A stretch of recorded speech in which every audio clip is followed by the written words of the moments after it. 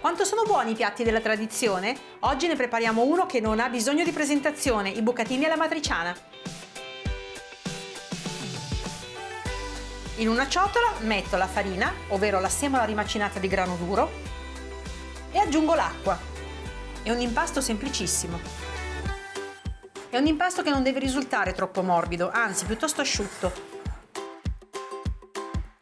Ora che ho unito tutti gli ingredienti, continuo ad impastare sul piano di lavoro per rendere l'impasto bello liscio.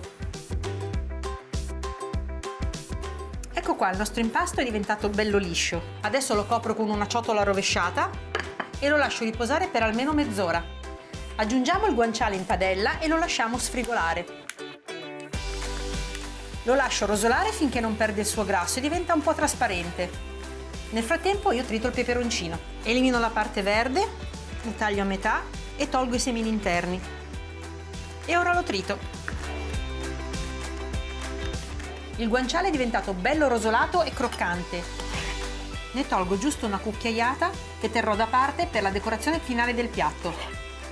Per i nostri bucatini alla matriciana, una volta che il guanciale sarà diventato croccante, aggiungiamo anche il peperoncino, che ho già tritato. E sfumiamo con il vino bianco.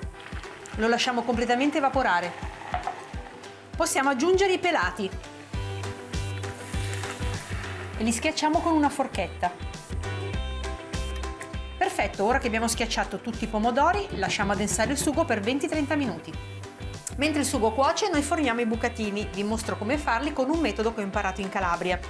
Prendiamo un pezzetto di pasta e ricaviamo tanti piccoli pezzettini, come questi. Ne prendiamo uno, mettiamo magari un pizzico, ma proprio un pizzico di farina, non di più, sul piano, ci mettiamo la verghetta sopra e cominciamo ad arrotolare e poi con le mani portiamo la pasta verso l'estremità, in questo modo.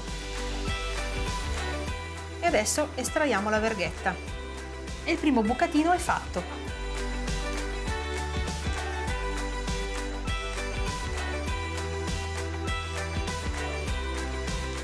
Ho messo i miei bucatini su una teglia foderata con carta forno spolverizzata con della semola.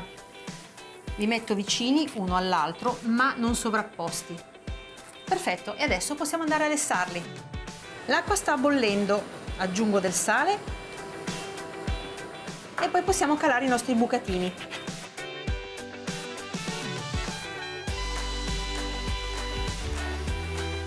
Mentre i bucatini lessano, assaggiamo il sugo e aggiustiamo di sale e di pepe.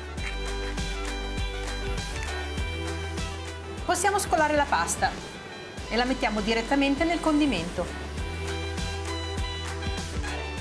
Ora amalgamo il condimento e possiamo impiattare. I nostri bucatini alla matriciana sono pronti, manca solo un po' di guanciale da mettere al di sopra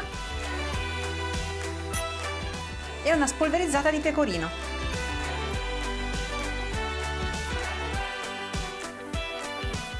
Ecco i miei bucatini alla matriciana. Io adoro questo primo piatto che profuma di tradizione e non vedo l'ora di assaggiarlo.